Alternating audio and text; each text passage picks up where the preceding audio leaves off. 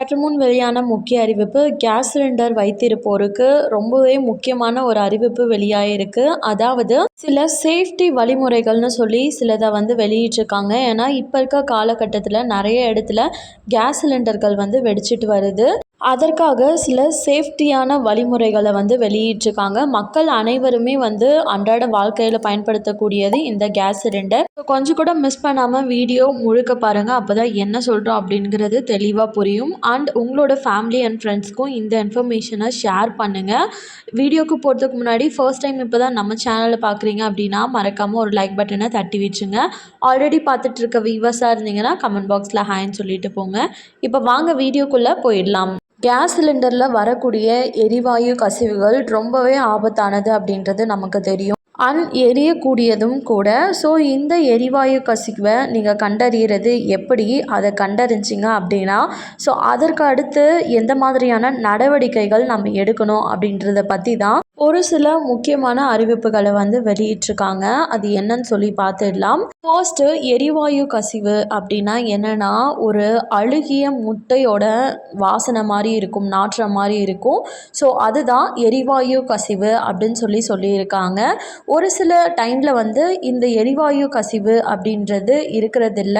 ஏன்னா ஒரு சிலது வாசனையற்றவையாகவும் இருக்கும். அதனால் ஆபத்துக்கள் ரொம்ப சீக்கிரமாகவே நம்மளை நெருங்கிடும் அப்படின்ற மாதிரியும் சொல்லியிருக்காங்க. எரிவாயு தயாரிப்பாளர்கள் என்ன பண்ணுவாங்கன்னா கேஸில் அடைக்கும் போது ஒரு அழுகிய முட்டை வாசனை இருக்கிற மாதிரி அதையும் சேர்ப்பாங்க. ஸோ அதுதான் ஈஸியாக நம்ம கண்டுபிடிக்கிறதுக்கான அறிகுறின்னு சொல்கிறாங்க. இந்த அழுகிய முட்டை வாசனை வருது அப்படின்னா இது தொடர்ச்சியாக இருக்காது. ரொம்ப நேரத்துக்கு சீக்கிரமாகவே அந்த வாசனை கொஞ்ச நேரத்திலே மறைஞ்சிடும்.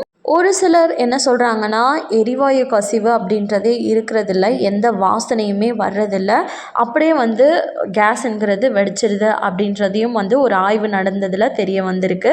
ஸோ இப்படி எந்த ஸ்மெல்லுமே வராத போது எப்படி இந்த எரிவாயு கசிவை நம்ம கண்டுபிடிக்கலாம் அப்படின்றத இப்போ பார்க்க. உங்கள் அடுப்பில் ஒரு வித்தியாசமான வாசனை வருது அப்படின்னாலும் சரி, அப்படி இல்லைன்னா உங்களோட அடுப்பு சரியாக வேலை செய்யாமல் ஒரு சில டைமில் டிக் டிக் டிக் டிக் அப்படின்ற மாதிரி ஒரு விதமான சவுண்டை எழுப்போம் அப்படின்னு சொல்லியிருக்காங்க. அந்த சவுண்ட் மட்டும் இல்லாமல் அப்படின்ற மாதிரி ஏதாச்சும் சவுண்ட் வந்தாலுமே அது வெடிக்கிறதுக்கு தயாராகிட்டுருக்கு அப்படின்றத நம்ம தெரிஞ்சுக்கணும். ஸோ எச்சரிக்கையாக இருக்கணும் அப்படின்னு சொல்லியிருக்காங்க வாசனை வராதவர்களுக்கு. இப்போது உங்களோட கேஸ் சிலிண்டர் வாசனை வந்துருச்சு, இல்லை நீங்கள் கண்டுபிடிச்சிட்டிங்க அப்படின்னா வெடிக்க போகிறத என்ன செய்யணும் அப்படின்னு சொல்லி பார்த்தீங்கன்னா ஃபஸ்ட்டு கேஸ் அடுப்பை ஆஃப் பண்ணணும். கீழே இருக்க ரெகுலேட்டரையுமே ஆஃப் பண்ணிடணும். அதுக்கப்புறமா நீங்கள் எலக்ட்ரானிக் பேஸ் பண்ண எந்த டிவைஸுமே யூஸ் பண்ணக்கூடாது. இப்போ லைட் ஆனில் இருந்தாலும் சரி, ஃபேன் ஆஃபில் இருந்தாலும் சரி, எதையோ போடுறதையோ இல்லைனா ஆஃப் பண்ணுறதையும் எந்த எலக்ட்ரிக் டிவைஸையும் யூஸ் பண்ணக்கூடாது. அதுதான் மெயின்.